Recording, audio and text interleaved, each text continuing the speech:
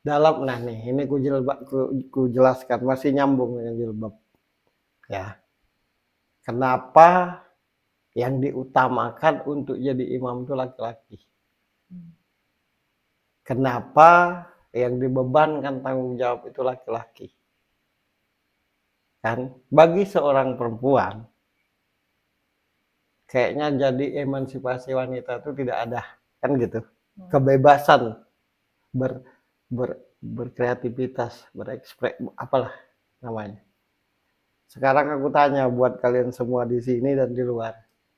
Anak tertua itu karena duluan lahir. Nah, kebetulan manusia pertama diciptakan Adam.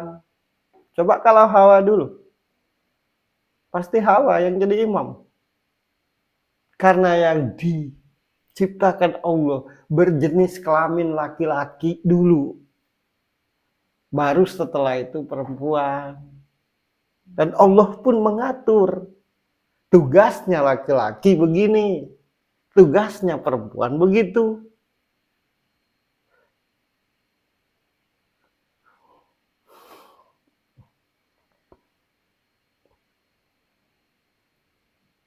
Maka dirubah-rubah.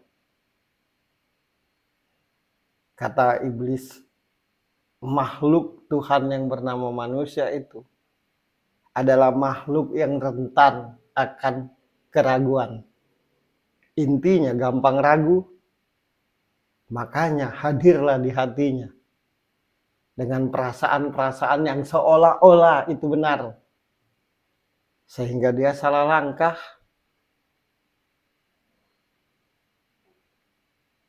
Bagaimana supaya aku tidak ragu-ragu ya Allah? Makanya sebutlah namaku di dalam hatimu. Iqra, baca dengan menyebut nama Tuhanmu.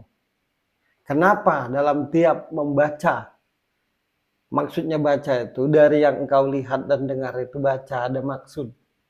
Nah, bagaimana agar tahu maksudnya ya Allah? Dari tiap yang aku lihat dan dengar itu, sebut namaku selalu di hatimu.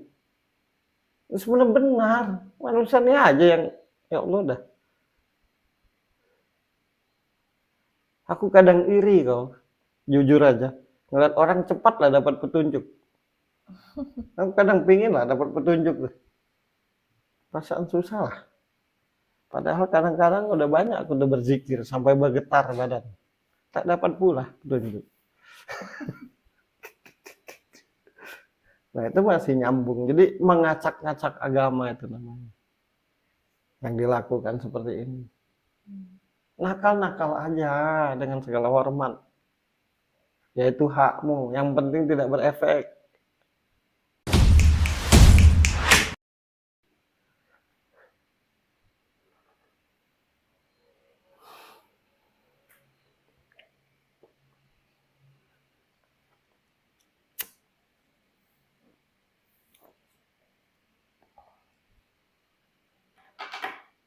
Dan kalau ditanya nih, kalau tanya kenapa dia tuh seperti itu Oklin, nah kan gitu. Aku aja yang bikin pertanyaan nih. Kalau dengar aja gitu. Kenapa dia seperti itu? Ya pasti karena banyak kekecewaan tentang orang-orang yang katanya beragama gitu. Jadilah seperti itu, Mbak. Artinya sesungguhnya tidak seperti itu aslinya. Tapi begini, kekecewaan itu bukan berarti akhirnya menjadikan kita seperti apa. Tapi justru kekecewaan itu jadikanlah tempat kita belajar untuk tidak seperti itu.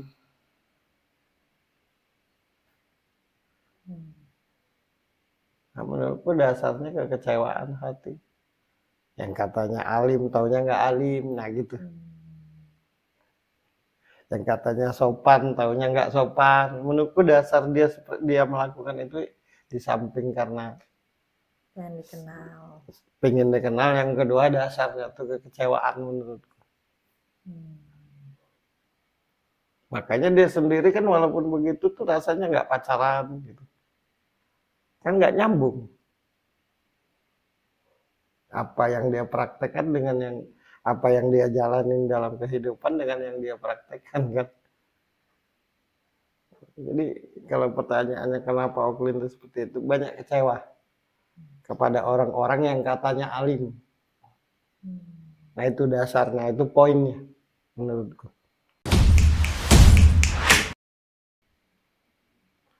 Jadi ada empat apa lima pokoknya nggak tahu. Pertama, jilbab itu adalah kata lain dari pembatas. Kenapa dibatasi? Supaya tidak bablas. Atau jilbab itu kata lain dari penutup. Kenapa ditutupi? Biar tidak terlihat yang tidak seharusnya dilihat. Karena kalau yang tidak seharusnya dilihat, ketika kita tidak bisa mengontrol diri, ujung-ujungnya juga bablas. 2. Yang ketiga, menurutku supaya terkenal aja melakukan itu. Yang keempat, banyaklah kekecewaan kepada orang-orang yang katanya alim. Itu dasarnya. Yang kelima, dia memang keras kepala orangnya. Harus mentok baru sadar. Harus mentok dulu baru sadar. Enggak mentok penasaran. Itu tipe orang kayak dia tuh. Bertanya tapi memberitahu. Itu rada ribet, harus mentok memang. Itu dasar-dasar kenapa dia melakukan itu.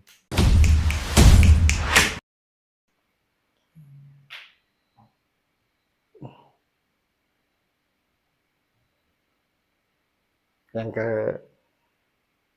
selanjutnya, apa yang engkau ucapkan, apa yang dirimu ucapkan, apa yang dirimu lakukan, apa yang dirimu tampilkan, diakui atau tidak, itu cerminan kepribadian. Itu apalagi mau kusimpul-simpulkan agar sederhana kan. Ya, karena kita suka ngomong berbelok-belok kan. Yang ujungnya kita nggak ngerti ujungnya kemana. Nah, yang selanjutnya, senakal-nakalnya dirimu, bahkan mungkin sejahat-jahatnya dirimu, tolong jangan libatkan agama di dalam kenakalan dan kejahatan. Sudahlah, secara pribadi itu kita nih nggak ada yang bagus, kita semua nih. Ada aja salah. Agama pun yang diikut sertakan. Sudahlah, kita ini tidak alim-alim banget di dalam beragama. Dilecehkan pula. Tuhan mengutus wakilnya. Tuhan juga menciptakan agama murni untuk kebaikan manusia itu sendiri. Supaya setiap diri kita ini teratur. Karena Allah tahu persis kita ini makhluknya yang suka nggak teratur.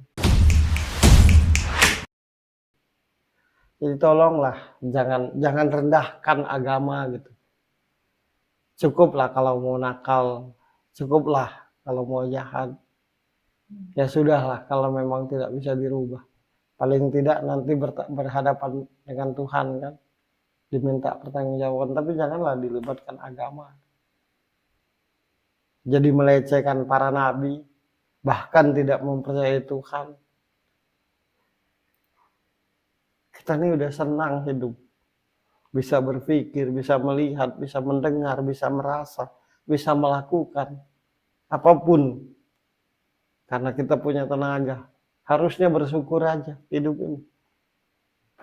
Bukan malah mempertanyakan sepintar apa sih kita ini. Mempertanyakan yang maha pintar. Kenapa Tuhan itu hanya bisa dirasa, tapi tidak bisa dilihat, saking mahanya. Berhadapan melihat artis terkenal aja tidak bisa dari dekat. Melihat presiden saja tidak bisa dari dekat. Kalau kita ini bukan siapa-siapa. Apalagi melihat Tuhan gitu. Jadi janganlah, nggak masuk akal tuh dalam hidup tuh. Kemudian, tidak ada satupun yang diciptakan Tuhan di muka bumi ini yang keluar daripada akal hamba-hamba. Coba cari. Semuanya teratur. Kenapa kita yang cuma tinggal nunggu, tinggal menikmati, tinggal menjaga, mengacak-acak. Coba kalau misalkan yang namanya buah-buahan itu sudah tidak ada. Sementara kita butuh buah-buahan. Bisa nggak sih salah satu kita di dunia nih menciptakan buah-buahan mangga misalnya? Kita ini disuruh menjaga, disuruh menikmati, disuruh wajar. Nah, wajar itu adalah kata lain ketika segala sesuatu itu pada tempatnya. Kenapa sih repot lah?